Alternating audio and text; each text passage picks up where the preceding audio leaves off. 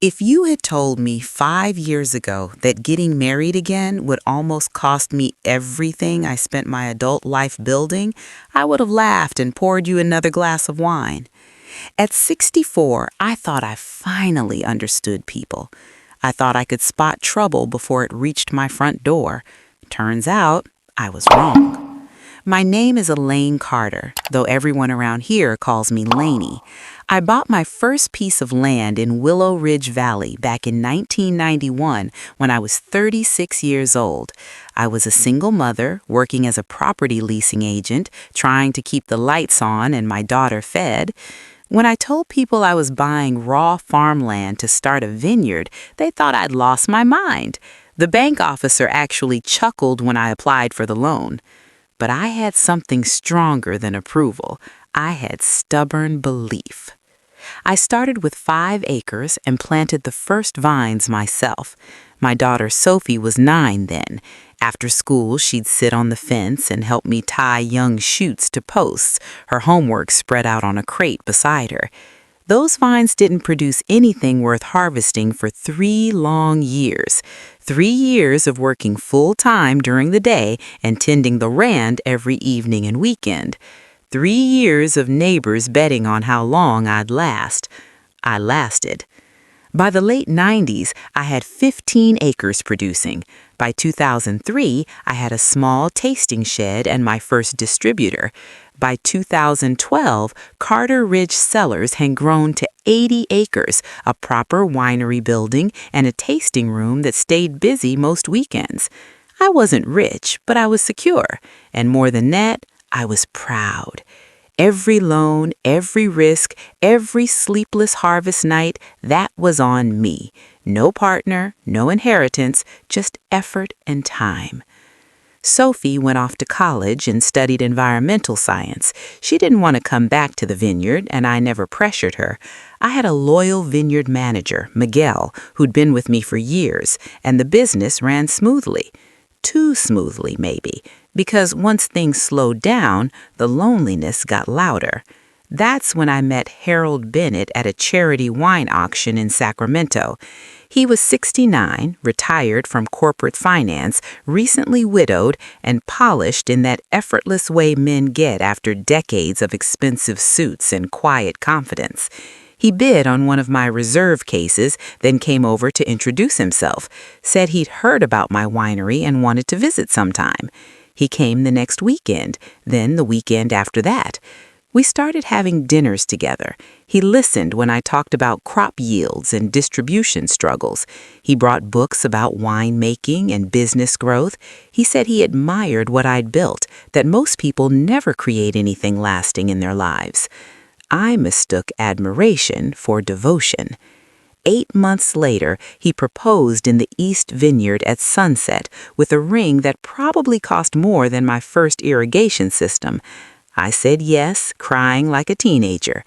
That's when his children started paying attention.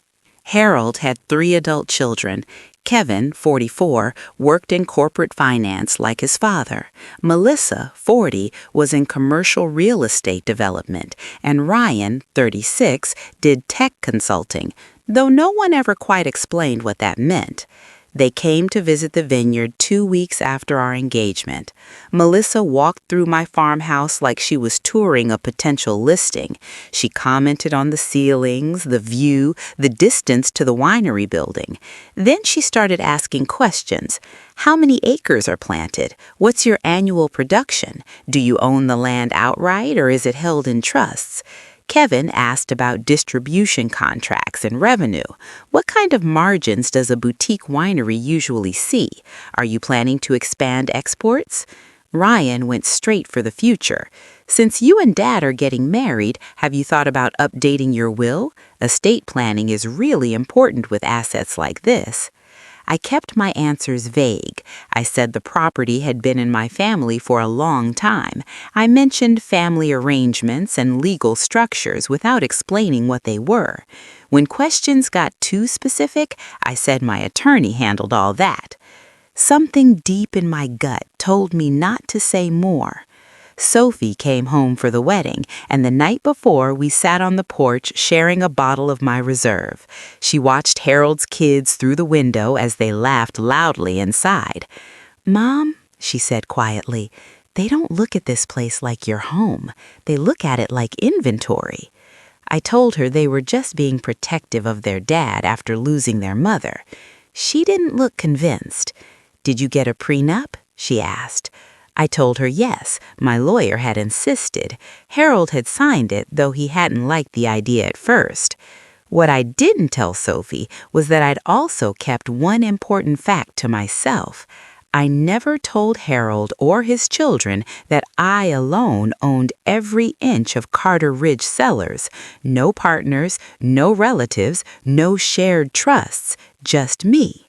I let them believe it was complicated family property. The wedding was small and beautiful. We got married under an arch of grapevines near the tasting room. Melissa hugged me and called me Mom, which should have felt sweet, but somehow didn't. Kevin gave a speech about blended families and new beginnings. Ryan smiled politely and stayed quiet. We skipped a honeymoon because harvest season was starting. Harold said he understood completely. He moved into the farmhouse with his furniture, his books, and his tidy routines. For the first year, married life felt easy. He played golf at the country club, hosted Sunday dinners for his kids, and sat with me in the evenings watching the sun settle over the vines. He didn't interfere with the winery. He didn't push about finances. He seemed content. Then, in the second year, things slowly began to change. Kevin came by one afternoon and asked if he could look over the winery's financials, just to give advice on growth opportunities. I told him Miguel and I had everything handled. Melissa started showing up with insurance agents, claiming I might be underinsured given wildfire risks and rising land values.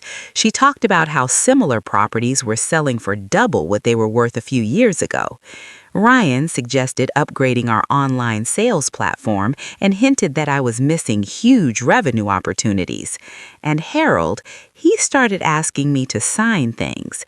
Just standard paperwork, he'd say, spousal authorization forms, account updates, nothing serious. I read every page. Some of those papers would have given him legal control over parts of my business. I refused to sign. That's when the distance began. After I refused to sign those papers, Harold changed. He wasn't angry, not openly. He just became colder, shorter answers, less laughter. He stopped sitting with me on the porch in the evenings and started taking long walks alone through the vineyard while talking on his phone.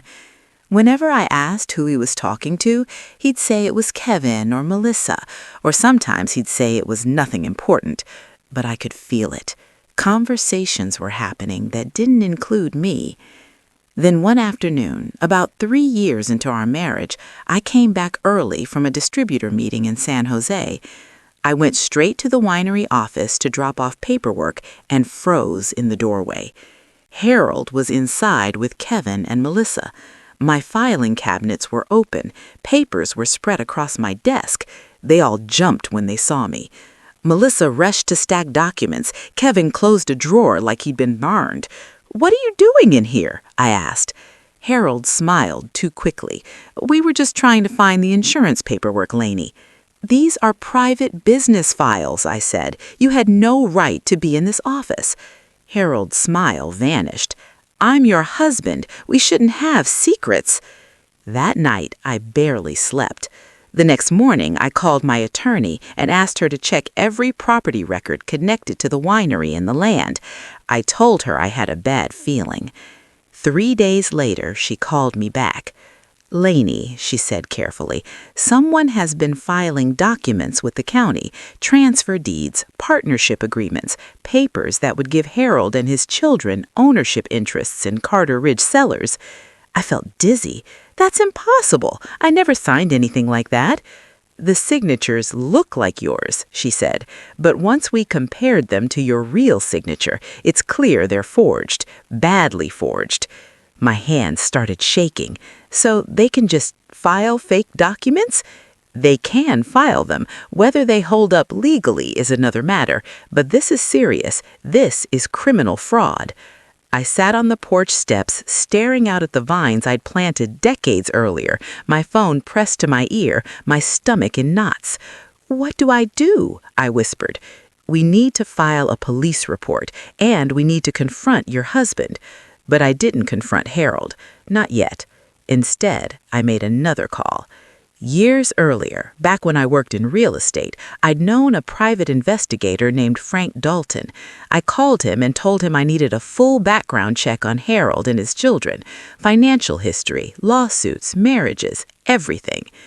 "Give me 2 weeks," Frank said. Those 2 weeks were the longest of my life. I watched Harold carefully.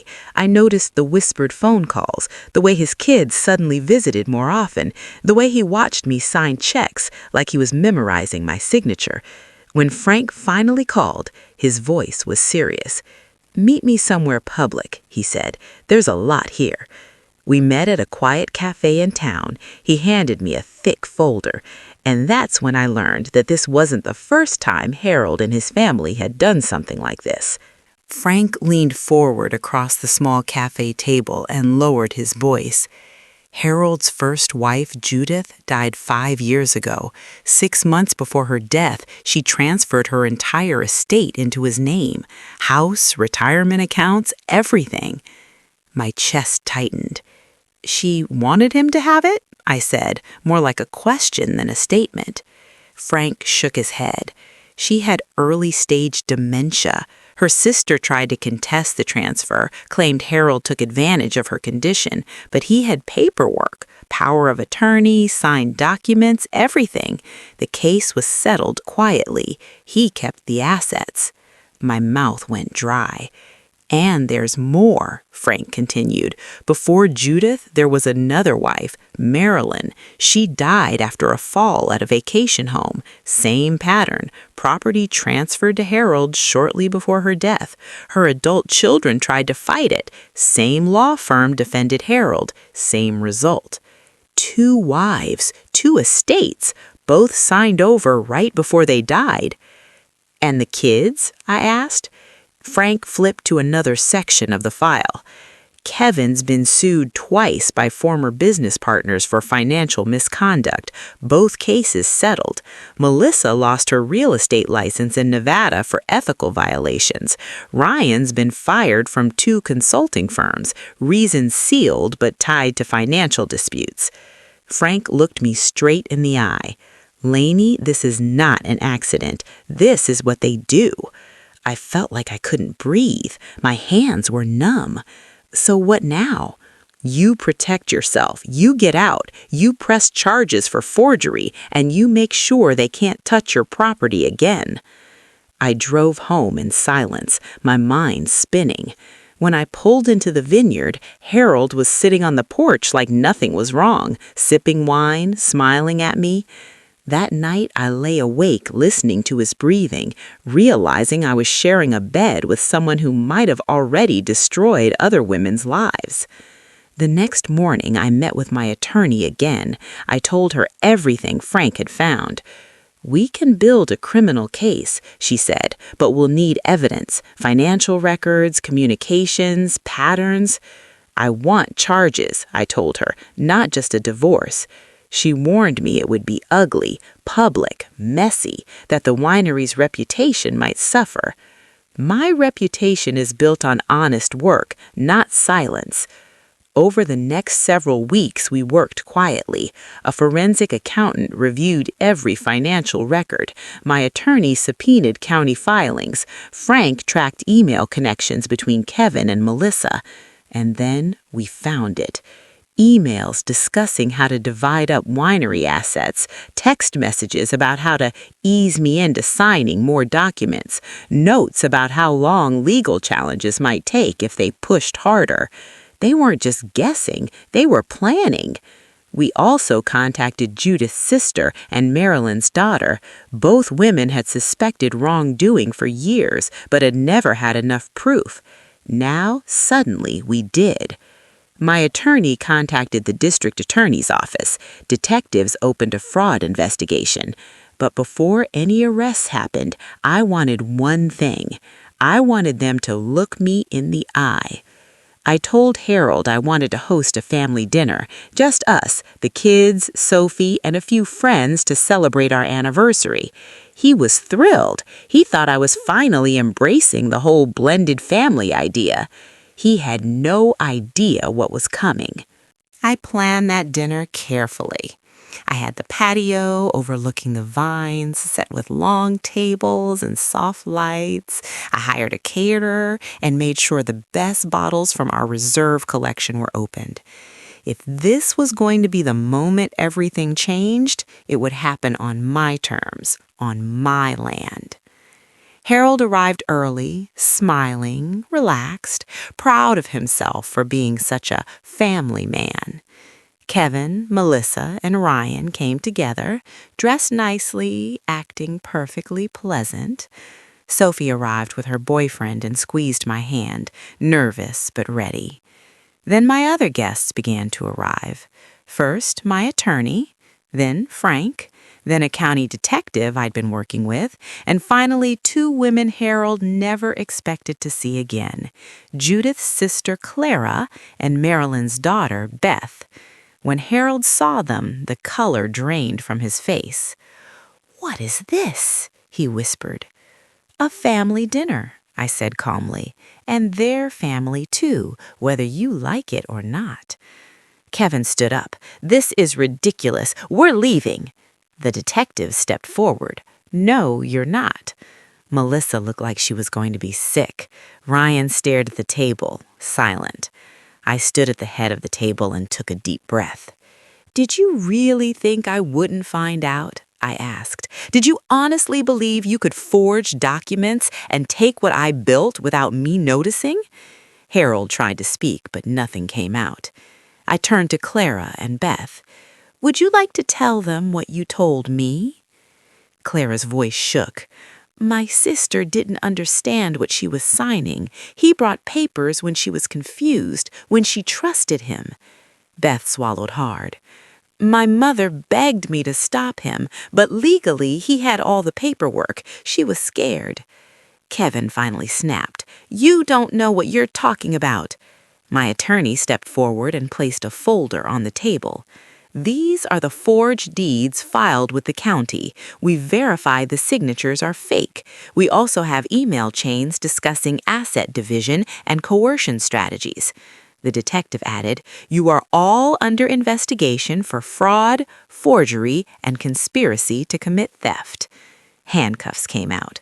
Melissa started crying. Kevin started shouting about lawyers and lawsuits. Ryan kept saying he didn't know anything, that he was just following directions. Harold stared at me, rage and fear mixed together. "You set me up." "No," I said quietly, "you did this to yourself." As they were led away, Harold turned back once. "I loved you." I stepped closer so only he could hear me. "You loved what I owned, and it was never yours." That night, I walked through the vineyard alone, touching the vines like I always had, reminding myself they were still mine, that I was still here. But the fight wasn't over yet. The weeks after the arrests were a blur of interviews, paperwork, and lawyers. Kevin and Melissa were formally charged with fraud and forgery. Ryan, after several hours of questioning, agreed to cooperate with investigators in exchange for reduced charges. Harold was charged with elder abuse, fraud, and conspiracy. The news spread fast. Local papers ran headlines about the winery owner whose husband tried to steal her estate. Some reporters camped near the vineyard gates. I gave one brief statement and then let my attorney handle everything else. I refused to let gossip define my business. The divorce went through quickly. The prenuptial agreement held exactly as it was written. Harold left the farmhouse with nothing but his personal belongings and a mountain of legal fees. The criminal case took months. Forensic accountants traced false filings, shell accounts, and communication trails that showed planning going back years. Investigators reopened the circumstances around Judith and Marilyn's estate transfers, though their deaths themselves remained officially classified as accidental and natural. But the financial exploitation was now undeniable. Kevin and Melissa accepted plea deals to avoid trial. Each received prison sentences and restitution orders. Ryan testified against them and against his father. He got probation and mandatory financial counseling. Harold went to trial. Sitting in that courtroom and listening to lawyers talk about my life like it was just numbers on spreadsheets was one of the hardest things I've ever done. They talked about my land, my business, my home, like they were assets to be harvested. But when the verdict came back, it was clear. Guilty on all major charges. Harold was sentenced to 12 years.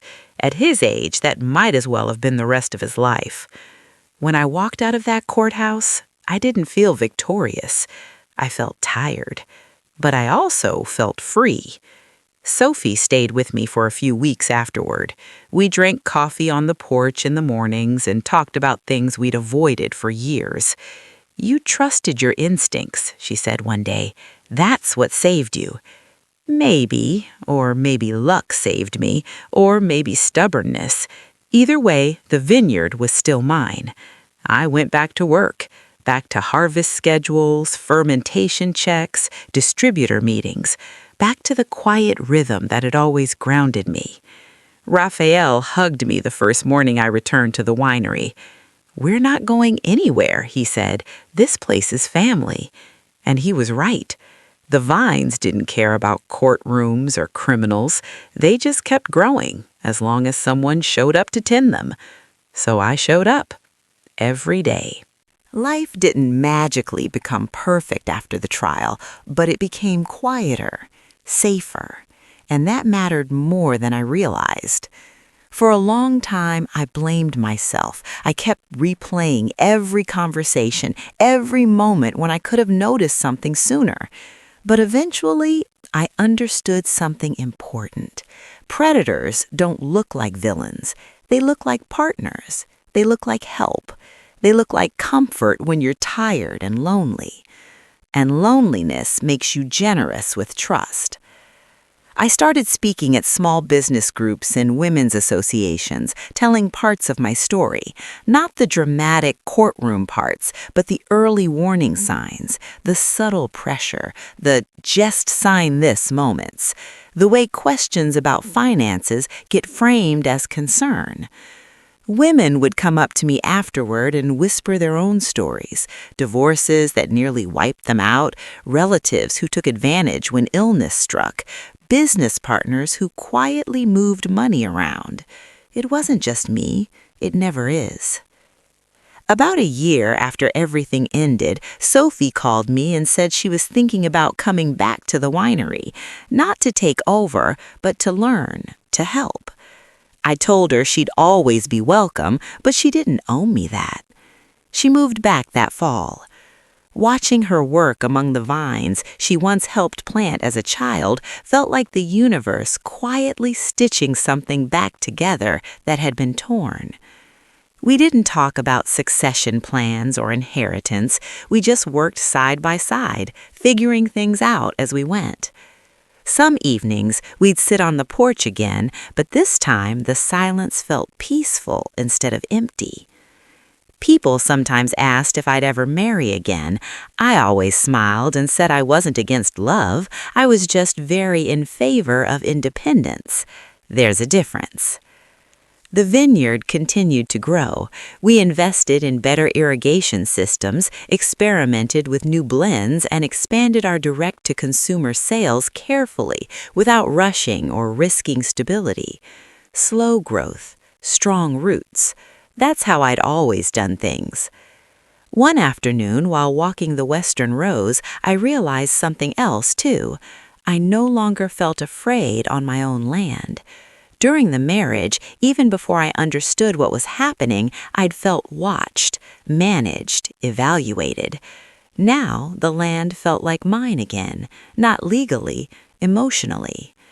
Ownership isn't just paperwork, it's knowing you belong where you stand. And I did. Time has a way of smoothing out sharp edges, but it doesn't erase lessons. If anything, it carves them deeper. As the years passed, I became more intentional about how I ran both my business and my personal life. I reviewed my legal documents every year. I kept ownership structures simple and transparent. I made sure Sophie understood the financial side of the winery, not just the farming. Not because I plan to leave anytime soon, but because knowledge is protection. We also started hosting small workshops for women interested in agriculture and small-scale wine production. Not fancy seminars, just honest conversations about funding, contracts, and the realities of building something from scratch. I told them, if someone seems too eager to manage your money for you, ask yourself why. Some laughed, some didn't. One day, after a workshop, a woman pulled me aside and said her boyfriend had been pushing her to transfer property into joint ownership. She wasn't sure why, but it made her uneasy. I told her to listen to that feeling. Instinct isn't paranoia, it's experience speaking quietly. Sophie grew into her role naturally. She handled sustainability programs and soil health research, things I never had time to study when I was younger. She brought fresh ideas, but respected the pace that kept the winery stable. We became partners in the truest sense, by choice, not by pressure. Occasionally, I'd get letters from people who'd followed the trial. Some thanked me for standing up for myself.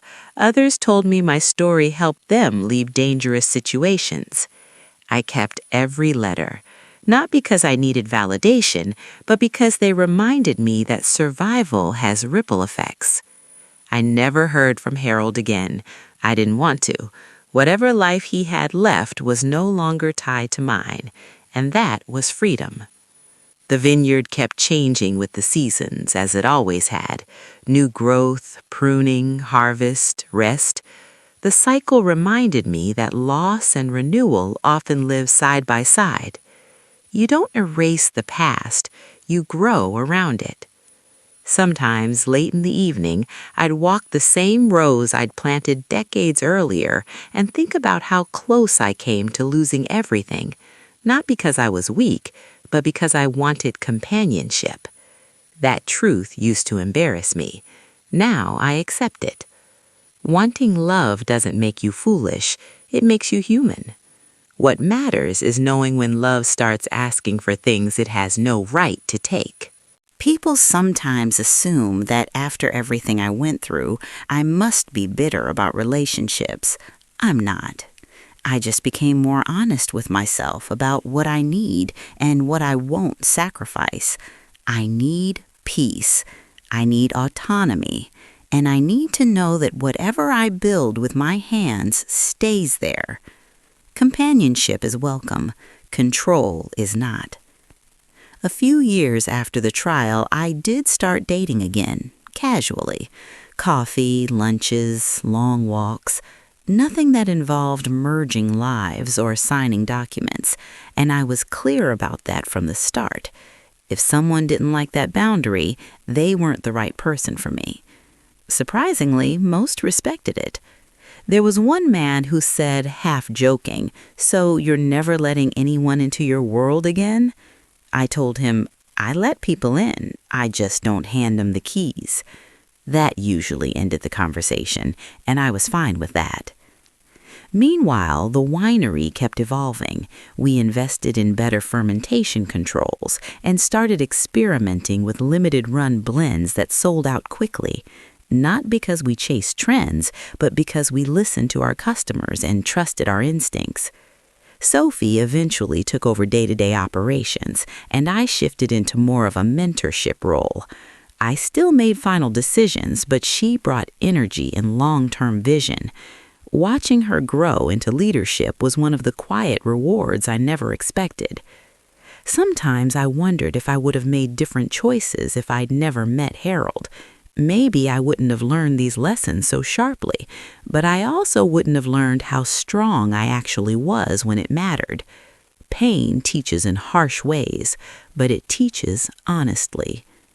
One afternoon, while we were reviewing harvest projections, Sophie looked at me and said, "You know, if you hadn't trusted your instincts back then, we might not be here right now." She was right. The secret I kept, the truth about soul ownership, had given me time. Time to see patterns, time to collect proof, time to protect myself before they realized what they were really dealing with.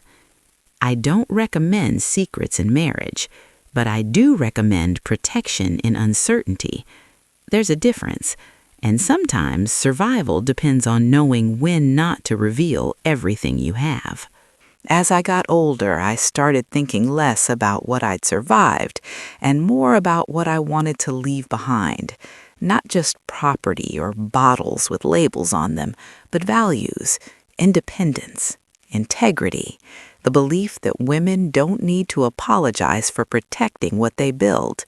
Sophie and I finally sat down with attorneys and put clear succession plans in place. Not because I was stepping away, but because clarity prevents conflict. We made sure everything was documented, protected, and understood. No confusion, no loopholes.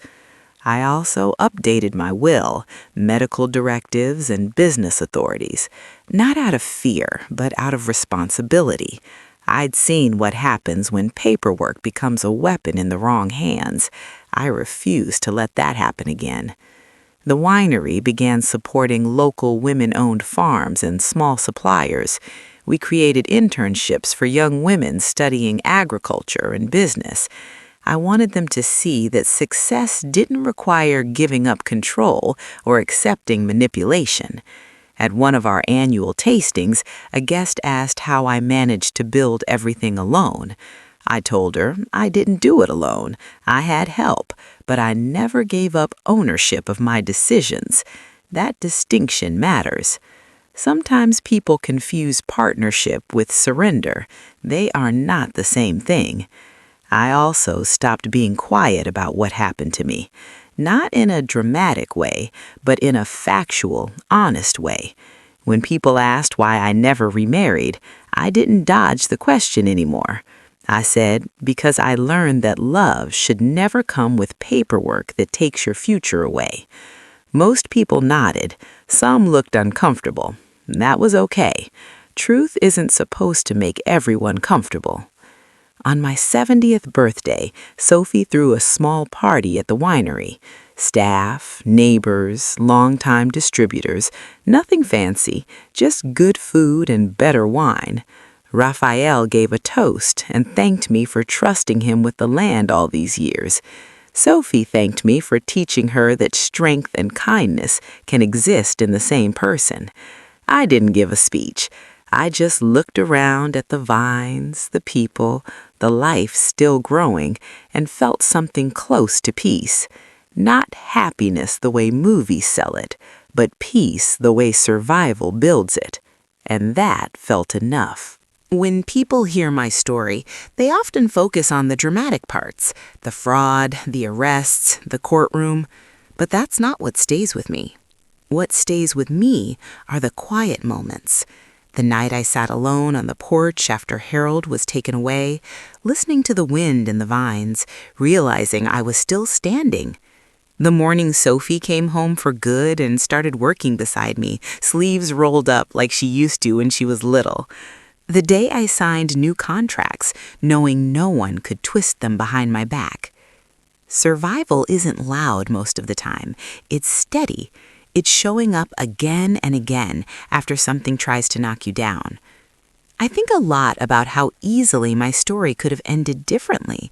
If I'd signed those papers without reading them, if I'd believed that marriage meant surrendering control, if I'd ignored that uneasy feeling in my chest. People say trust is the foundation of relationships. I agree, but trust should never require blindness. You can love someone and still protect yourself. You can commit and still keep your autonomy. Those ideas don't cancel each other out, no matter what anyone tells you. I started volunteering with local legal clinics that help older adults review financial documents and property rights. Nothing fancy, just sitting with people and explaining what words really mean on paper. I watched faces change when they realized how much authority they'd already signed away without understanding it. No one should have to learn that lesson the hard way. Sometimes I meet women who say, I don't want to seem difficult or unromantic by asking about money. I tell them, romance doesn't pay your mortgage or protect your business. Love should make your life safer, not riskier. The vineyard continues to teach me patience. You can't rush vines. You can't force harvest before it's time. Everything happens when it's ready. Healing works the same way. I didn't wake up one day suddenly fearless. It happened gradually, quietly, in moments when I realized I wasn't looking over my shoulder anymore. Freedom doesn't arrive with fireworks. It arrives with calm, and calm is powerful. As the years went on, I noticed something unexpected. I wasn't defined by what I escaped anymore. For a long time, my identity felt tied to being the woman who survived a betrayal. But slowly, that shifted back to something simpler and stronger. I was just a winemaker again, a business owner, a mother, a woman who loved her land. The crisis became part of my story, not the whole story, and that mattered. Sophie eventually asked if I'd consider stepping back a little, not because she wanted control, but because she wanted me to rest. I compromised. I stopped managing daily schedules, but I still walked the fields, tasted every batch, and signed off on final blends. Retirement, it turns out, looks different when your passion is also your livelihood. Some evenings, we'd sit together reviewing reports, and I'd tell her about mistakes I made early on. Bad contracts, rushed expansions, trusting the wrong distributors. She'd laugh and say, "So you weren't always this wise?" No, I just survived long enough to learn. We also talked about relationships, about boundaries, about what healthy partnership actually looks like. I told her, if someone wants to build with you, they won't try to take from you. She remembered that. Occasionally, reporters would still reach out wanting to revisit the scandal. I always declined. I wasn't interested in reliving it for clicks. My life was bigger than that chapter. Instead, I focused on mentoring, on sustainability programs, on making sure the vineyard would thrive long after I was gone. Legacy isn't about monuments, it's about continuity, about ensuring what you built doesn't collapse once you step away. And more than anything, I wanted Sophie to inherit confidence, not just property. Confidence to say no, confidence to protect herself, confidence to walk away when something feels wrong. Those are harder to teach than business skills, but far more valuable. One afternoon, while walking the Southern Rows with Sophie, she asked me something I hadn't expected. "Do you ever regret getting married again?" she said. I thought about it for a long moment before answering. "I regret trusting the wrong people," I said, "but I don't regret believing I deserved companionship. There's a difference between being wrong about someone and being wrong for wanting love in the first place.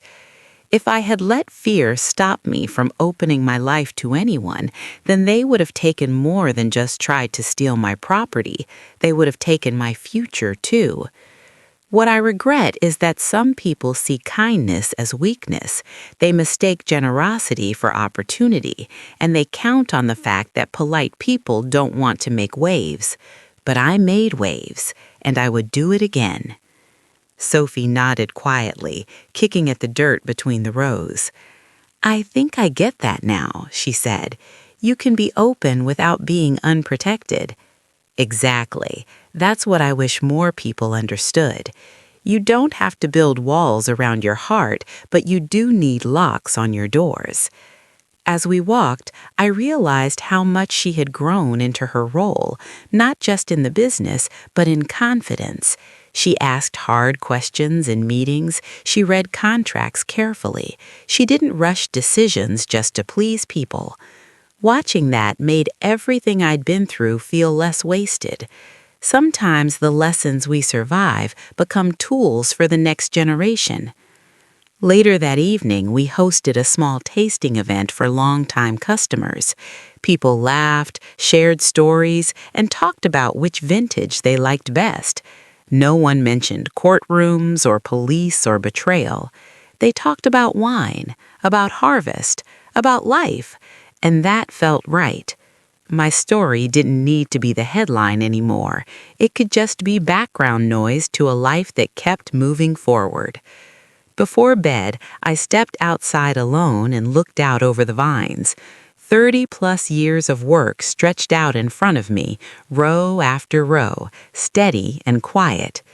I thought about how close I came to losing all of it, not because I was careless with business, but because I was human, because I wanted someone to share dinner with, someone to talk to at the end of the day. There's no shame in that. The shame belongs to those who exploit trust, not to those who offer it.